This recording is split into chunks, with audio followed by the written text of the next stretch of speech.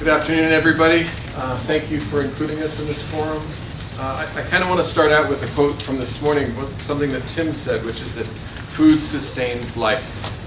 Add to that another notion, which is that community enhances life, and you have Haley House. Haley House is where the two of those come together. Haley House started in 1966 as a soup kitchen in the South End, really when Kathy McKenna and a group of her friends took in people who were freezing in the street and gave them some food. And as a soup kitchen, the emphasis was as much on the encounter as the food. People were, guests were invited to serve food, and the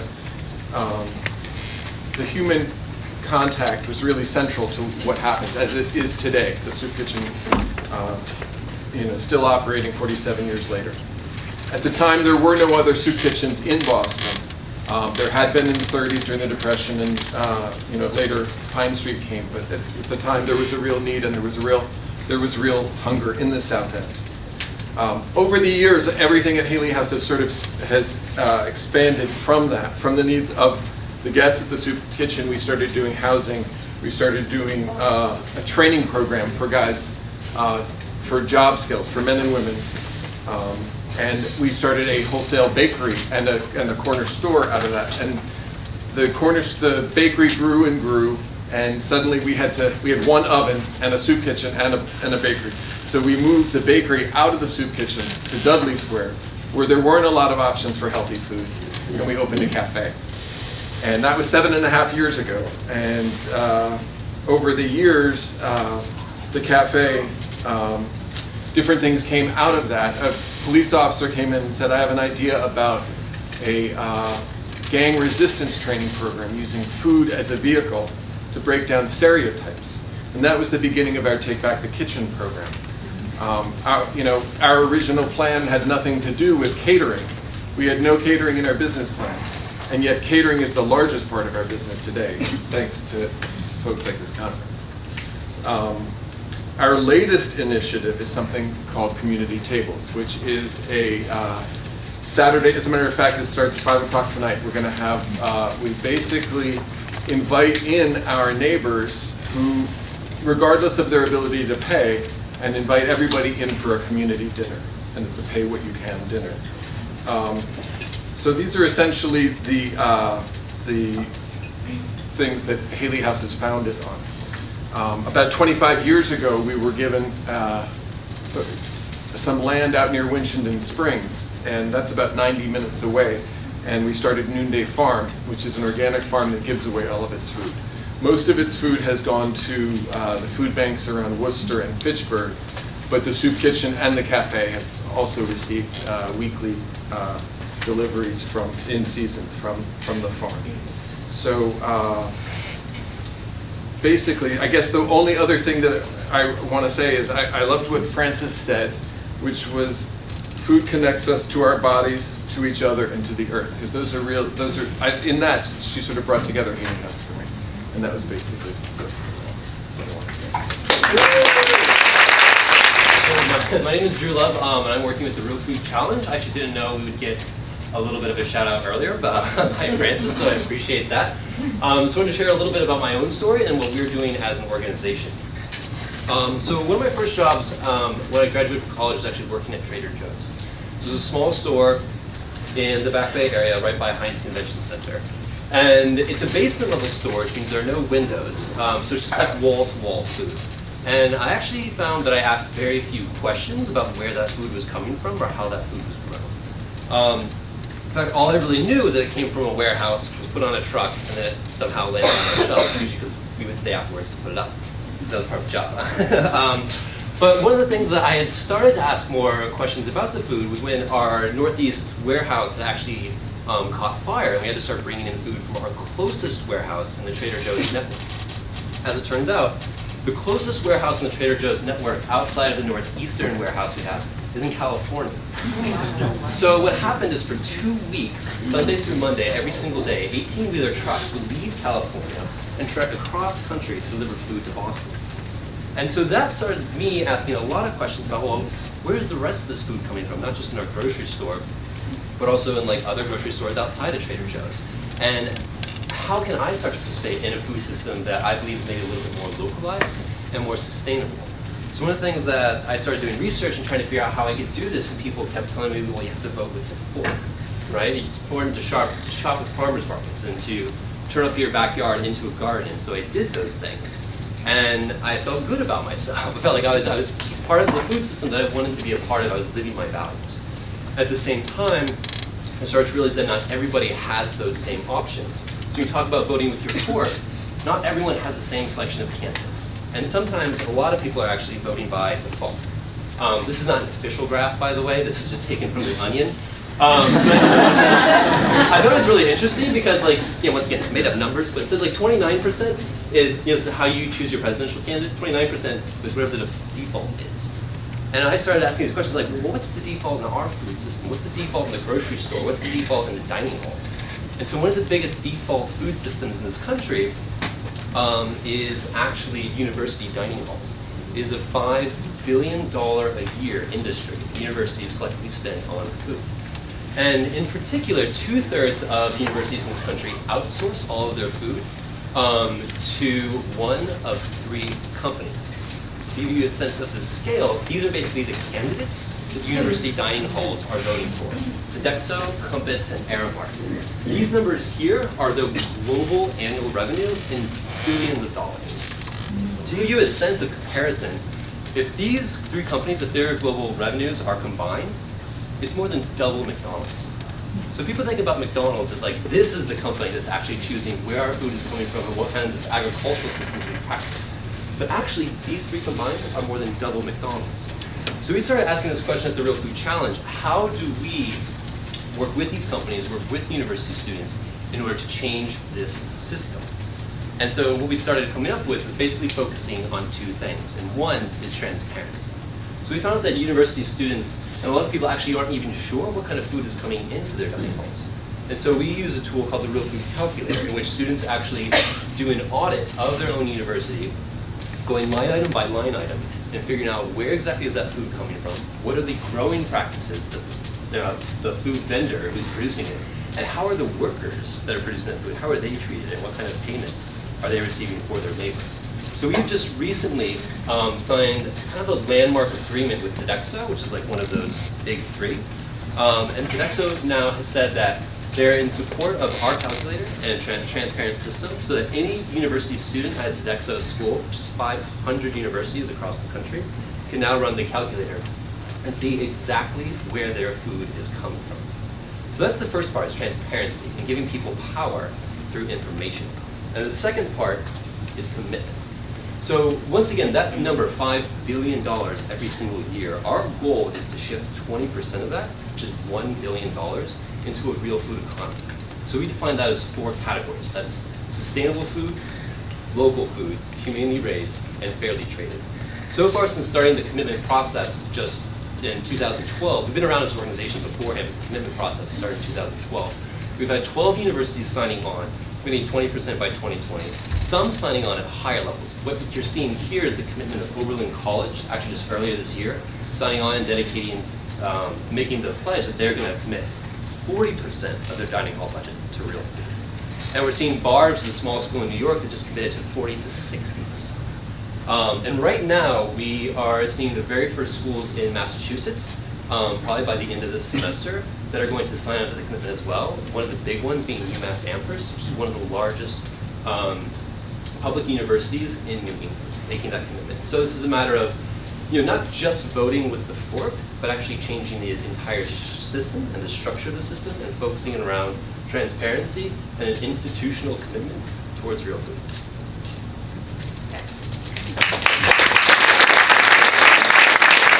My name is Lynn Murray, and I work for the Dorchester Community Food Co-op, and I'm really happy to be here.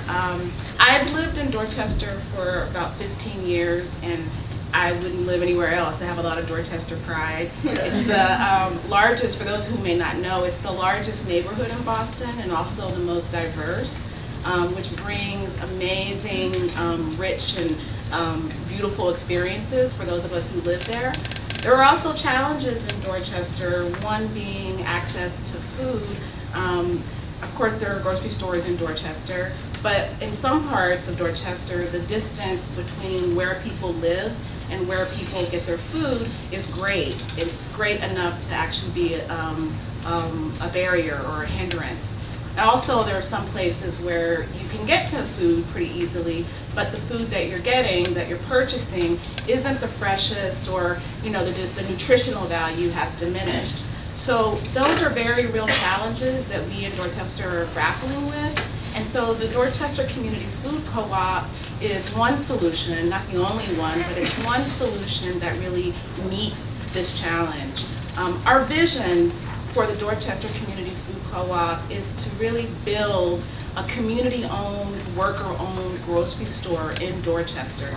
So this store would be in the center of Dorchester. It would have nutritional food, fresh food, food that's affordable, and food that's accessible to the community.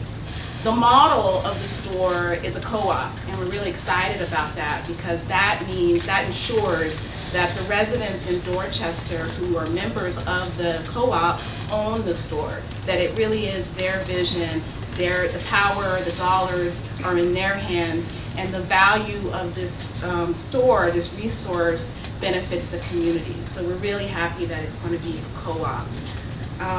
In addition to the store, just being brick and mortar grocery store, it's also, we're planning on it being a real hub of community development. So the store, we want to partner with other co-ops. We want to partner with other community organizations in Dorchester. We want there to be rooftop gardening. We want there to be space in the store for workshops and educational talks about how to cook food and demystifying some of all of this food jargon that we all hear about that confuses me and lots of us. So we really want the store to be an agent or a catalyst for revitalizing the neighborhood and really giving back to the community. Right now we have about 300 members of our co-op, and we're looking to open our doors in late 2014. We're partnering, like I said, with community organizations. We're doing outreach and organizing to ensure that the many communities that live in Dorchester are really a part of building this co-op, not later, but now a part of building and contributing to the vision of what it looks like and feels like and what role it really plays in all of our lives. What else? I'm like rushing. We've had a couple of successful initiatives now as we build towards the store. Those include 2 really successful winter farmers markets in Dorchester, and also a community-supported cafe that we had last summer. So again, more than a store, we're really wanting to build a movement. We really want to increase the wellness. In Dorchester, we really want to increase the community investment, and we want residents to be a part of this empowerment model. So we're really excited about it. There are definitely challenges around how to make the food affordable, challenges around making sure that the outreach is thorough and inclusive. Those are definite challenges, but I think we're up for it. So if you want to talk to me more about it, I'll see you in the breakout session. Thank you.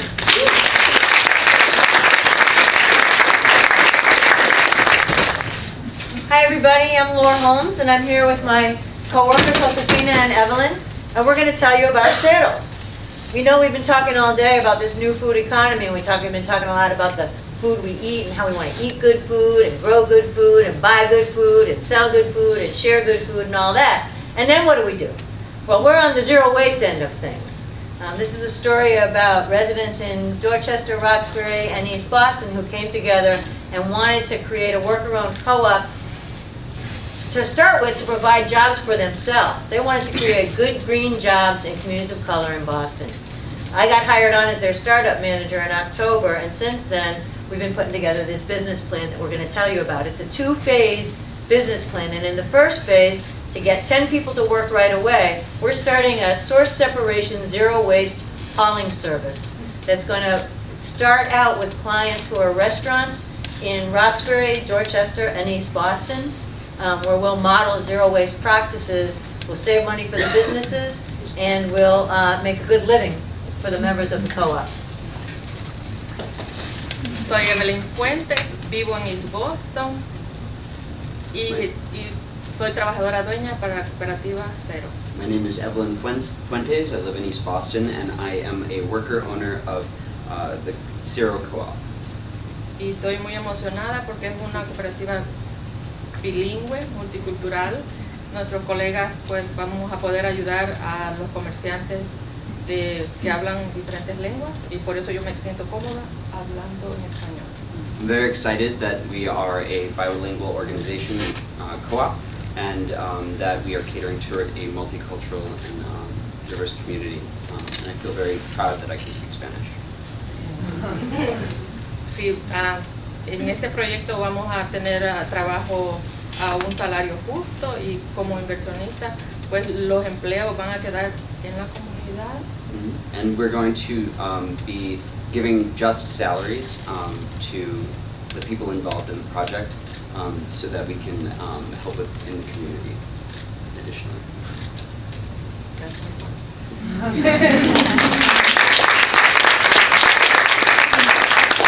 Hello everybody, buenas tardes a todos. I am Josefina Luna, I'm a Latin American woman. I'm living in Boston for 20 years, the last 11 years in Dorchester.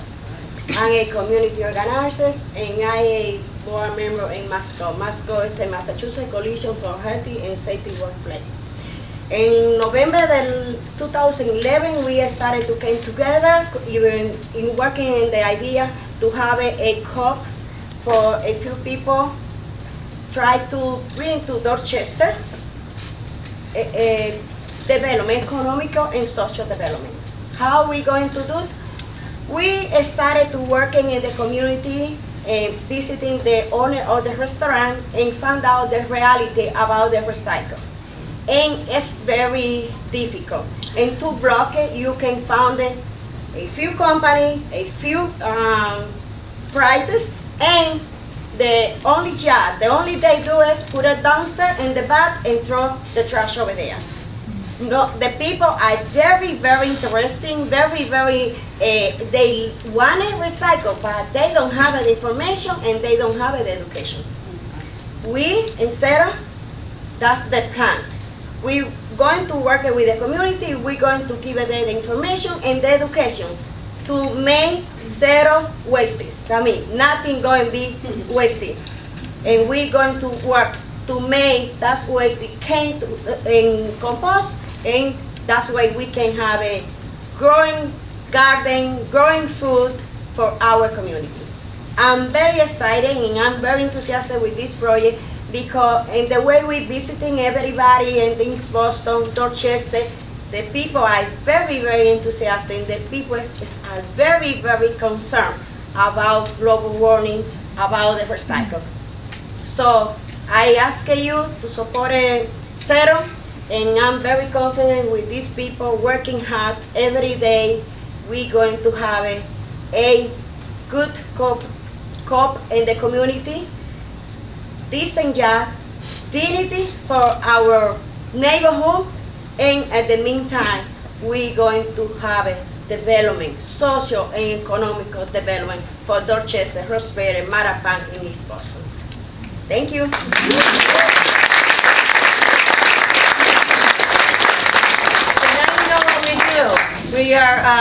We really are all about being a social venture. That means we have the triple bottom line. We're all about good jobs for the people. We're going to be making a profit in ways that also save money for our customers, and we're going to be caring about the planet.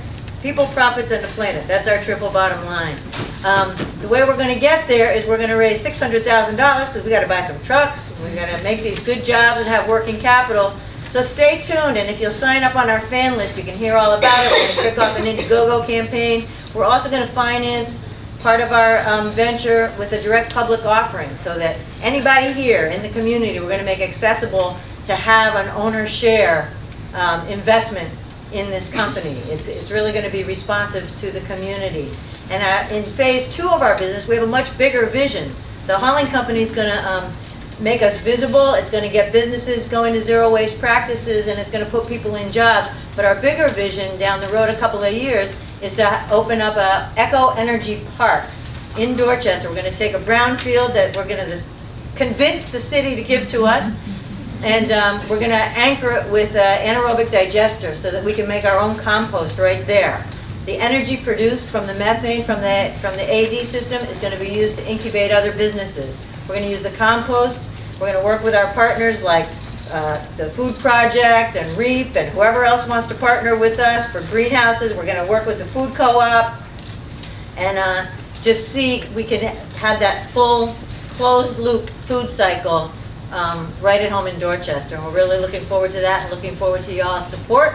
So please sign up, and if you come to our workshop, we'll tell you anything else you want to know about SIDL. Thank you.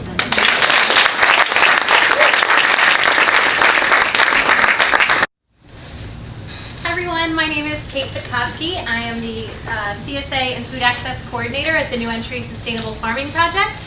Another part of our program is the World Peace CSA and Food Hub. I'll be talking about that as well. The farming project was started out of Tufts Friedman School, Nutrition Science and Policy. And we are now also in a community partnership with a social service agency based out of Lowell called Community Teamwork, Inc. And the program was started in 1998 to serve as an incubator and training farm for immigrants and refugees who wanted to be able to start farming and didn't necessarily have the resources or capacity to do so.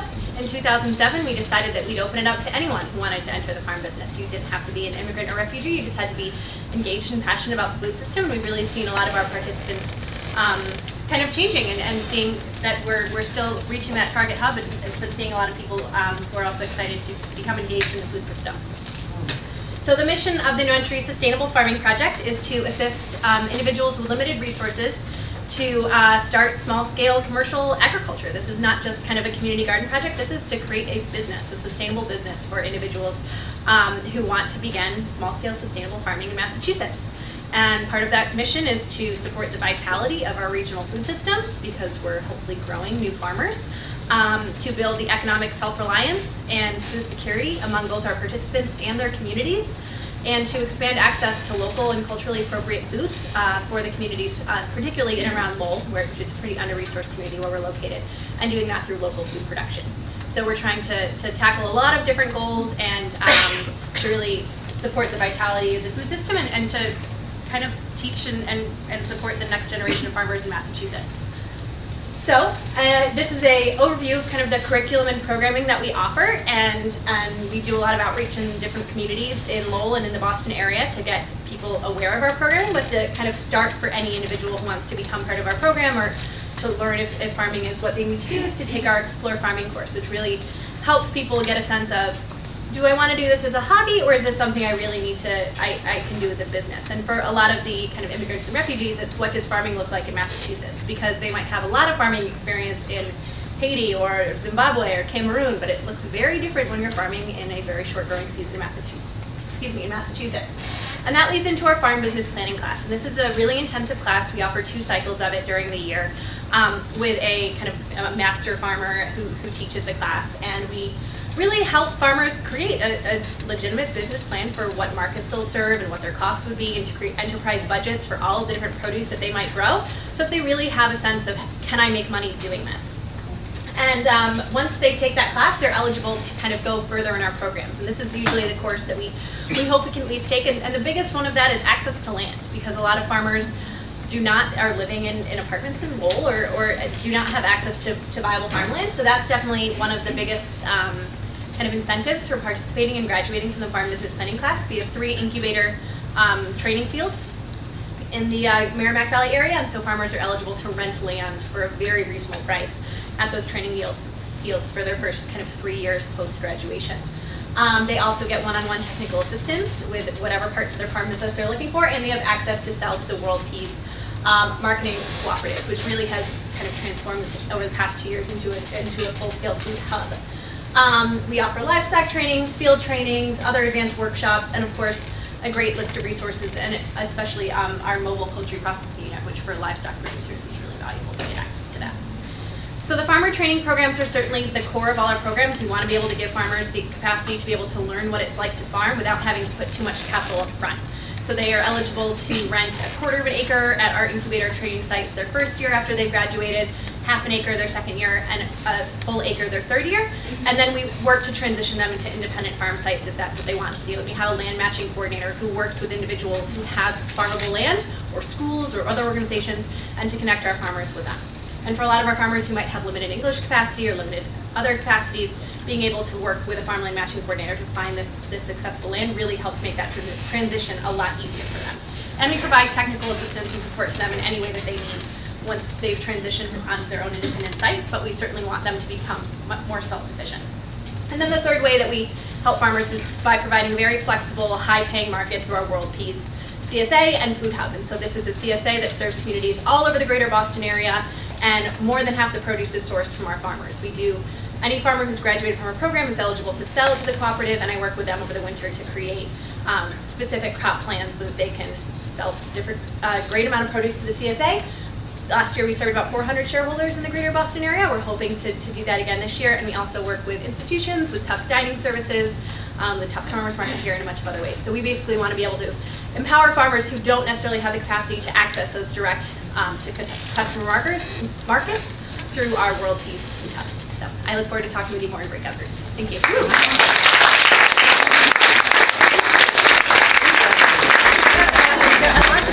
And we actually do similar things in Boston.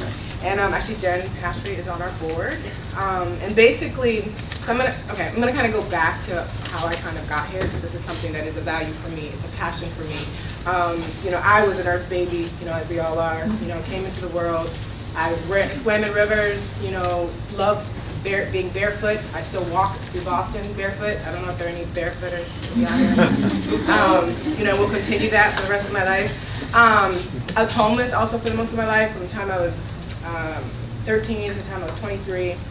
So I was, always had food, but I was hungry a lot. And so I really understood, not having a place and not having food, I understood the importance and the value of food.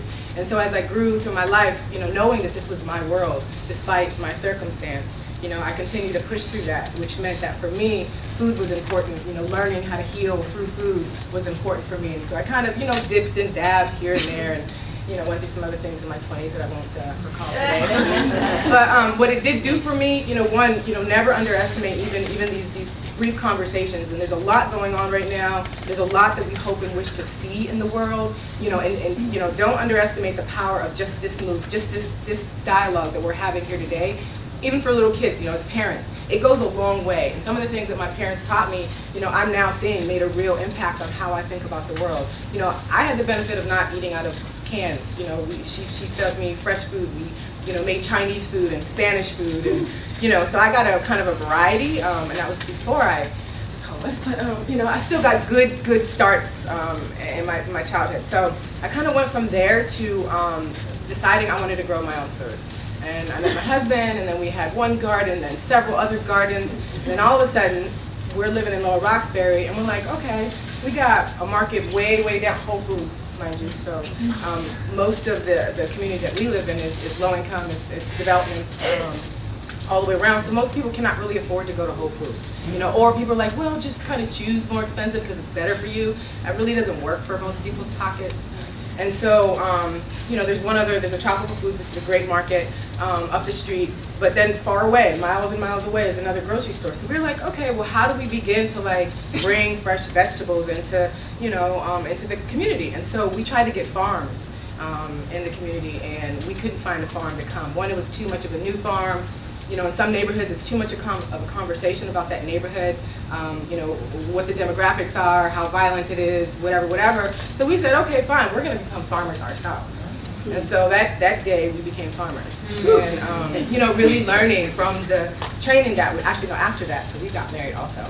And then went to the program, and we're really committed to learning how to farm. And, beyond that, really the whole conversation about, how can we, create this, the world that we want to live in, where everybody gets to have the same things and have access to the same things. And so a couple years later, we actually met Glenn Lloyd, who runs both City Fresh Foods and also City Growers. And my husband and I became farmers for City Growers 2 years ago, so it's now the third year, where he's now also the farm manager, which I'm really proud of, in Boston. But what ended up happening was we got into a conversation about how can we really support this. So the City Grows model is one that says, yes, we can create farm enterprises in an urban setting and it be something that an individual or family can actually live off of, and be good with it. And so this model is one that we're trying to continue. And in order to do that, we need structures, we need institutions. We need places like the New Entry and the Urban Farming Institute to really support that. And so we're looking at land. We've got several plots of land. So zoning issues with the city, transferring vacant lots into space that can be used for commercial purposes. I mean, we got lots of community gardens. I love it. I'm still a gardener. But we also need space to really grow this economy, to grow this industry. And so the Urban Farming Institute both provides. We have 8 farmers that we just trained that are now going to the field training. So they did do business planning, and from that, each time we get a new lot, they get to go on it, and they get the skills that they need. They also get the support, the technical support from the Institute and other groups like yourselves, to really support that enterprise. And so it's phenomenal. We're actually looking for partners to go to the next piece, which is education and policy. We're not trying to recreate the wheel. So, policy development research is being done all over the country, but we want to pull people together and really link these things up so we can have a strong, green economy, strong growing economy, blue economy. Hi everyone, my name is Darnell Adams. I'm the managing director at Crop Circle Kitchen located in Jamaica Plain. Crop Circle Kitchen is a not-for-profit founded in the summer of 2009 that took over from the soon-to-be closed New Western Culinary Ventures, a shared commercial kitchen and business incubator. When we took over, the general sentiment was, what? That loosely translates to, you're crazy. Kitchen incubators do not work. So, to date, we've landed 120 companies. We've launched, I should say, 120 companies. We've graduated 10 companies into their own dedicated space, which has created over 200 permanent jobs. All right.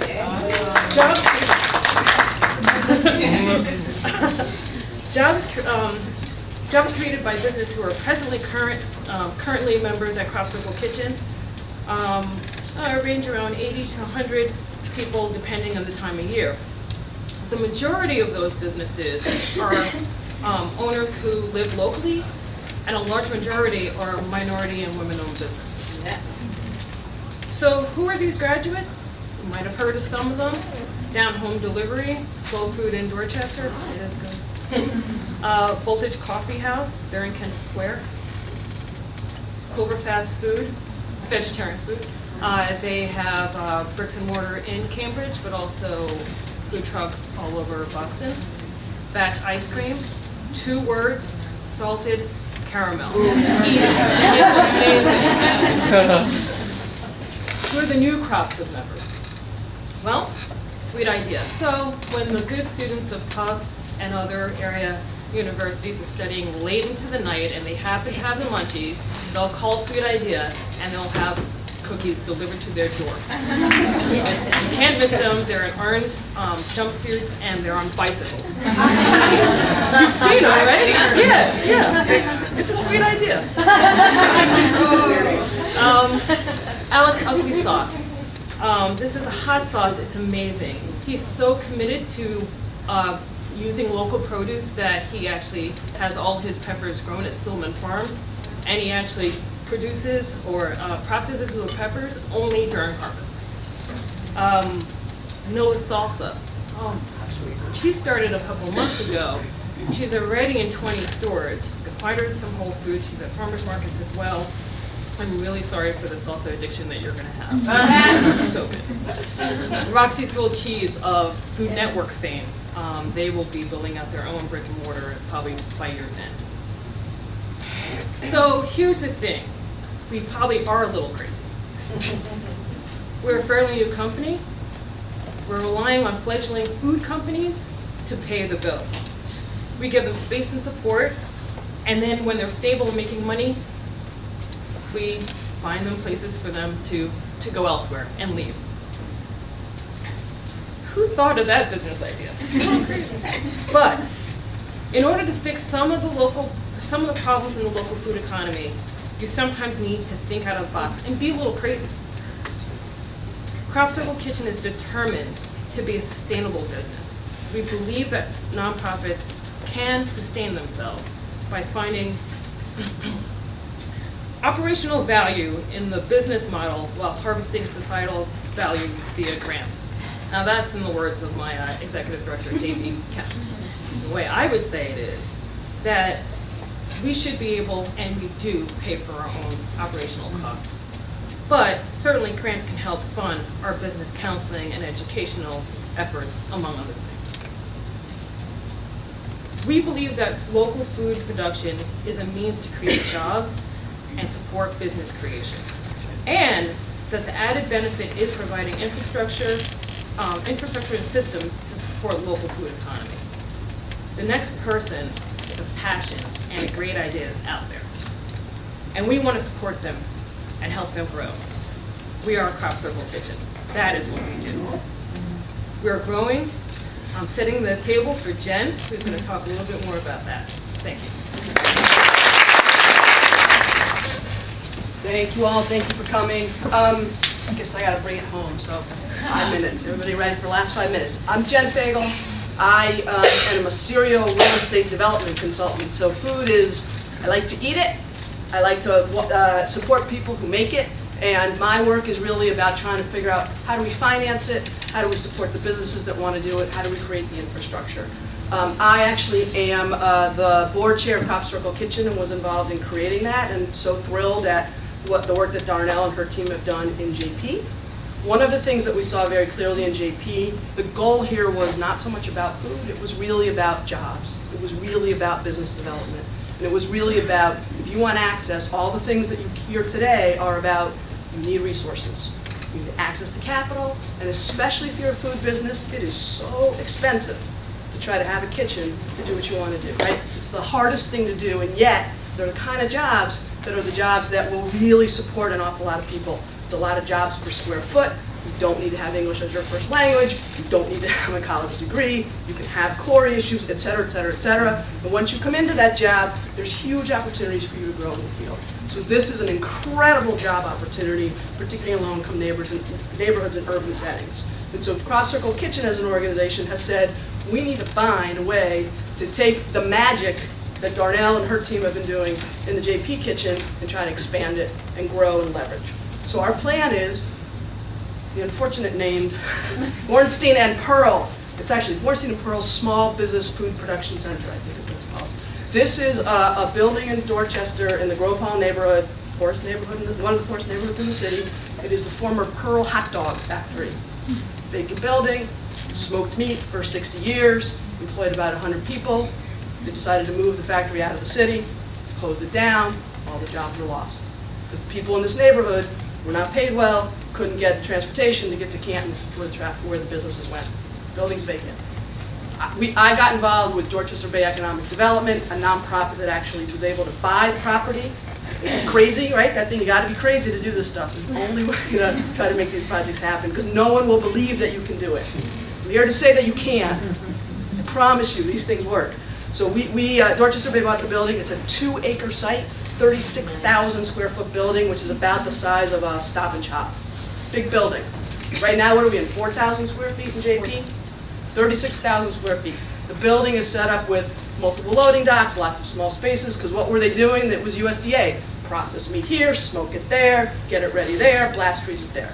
So what's the plan? Lots of things. Plan one, we need another shared kitchen. The shared kitchen we have in JP is too small, and it doesn't really work if you're trying to get businesses to grow and scale, right? So if you're the Alex's hot sauce, he makes his hot sauce in stock pots on a stove, and then he fills them by hand. This is not a way to create a business, long term. So what are we going to do? We're going to have a bigger shared kitchen where we're going to have steam kettles. We're going to have blast freezers, but way more cold and frozen storage and dry storage. Because if you're going to scale your business, you got to be able to buy in bulk. And the minute you're buying in bulk, guess what? Now we're coming to all of these other local businesses and being able to the food producers and say, we want to buy from you. We want to source locally because we're at scale.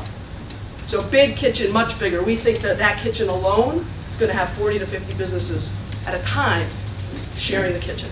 Not every minute of the day, probably 4 or 5 at a time, but overall.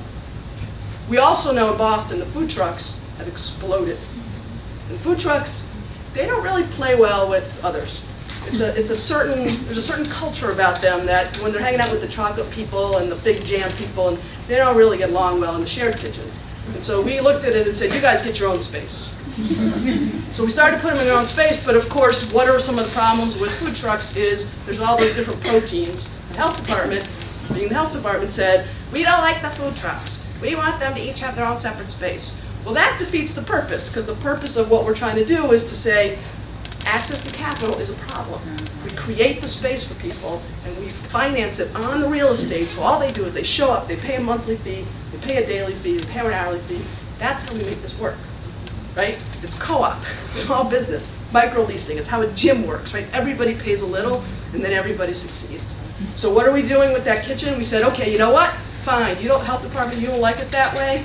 We're gonna make it a co-packing kitchen, and we, Crop Circle Kitchen, is a nonprofit. We're gonna run it.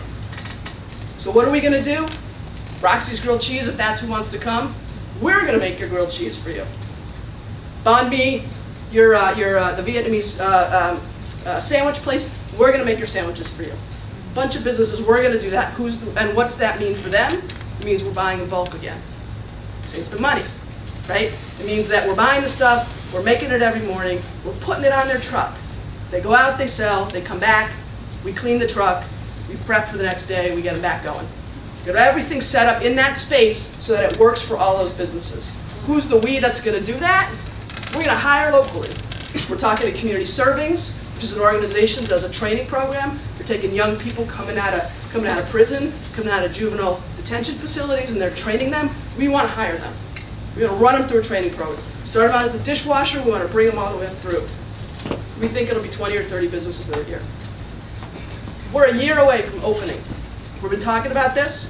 Bo Loco restaurant, they're gonna be my favorite business. I've never been there, but they're my favorite business now. 27 businesses, 27 stores in and around Boston. They really care about local sourcing. They said, geez, you know what? We would love it if you guys made all our hot sauce. If you guys shred our lettuce. If you guys source our cheese. Make our tortillas. So we're gonna be working full time, probably round the clock, with this business that's gonna be here in the kitchen, separate from the shared kitchen. That's number 2. So that's then not even done yet. The third thing we're doing. So the third thing we're doing is those businesses, as they start to grow, they're in a shared kitchen. It doesn't always work for them. We really do want to get them ready to grow and go out. But sometimes they need a stop along the way. But they cannot afford it. It is too expensive. They do not have the access to capital for most of them to move. Even the folks like Roxy, well known, struggling to find the financing in this business. So if you are less experienced than that and less knowledgeable, whew, good luck. So we're going to create somewhere between 6 and 10 small kitchens. Individual, separate, dedicated, fully ready to go. You know, lease it to somebody, you walk in the door, you pay the rent, you use the kitchen. Our goal is to put people in there for between 2 to 5 years, get them ready, get them to expand. We're going to give them small business support, technical support. We're working with Babson, we're working with BU, we love working with Tufts, to try to help these businesses individually as a group. We want to work with them together because many of them sell at the same places like Whole Foods, like Trader Joe's, like Foodies in the South End. Put them all together. Once they're all there, so we think there's 60 or 70 businesses there. We think there's 150 people employed here in the first 3 years. Amazing.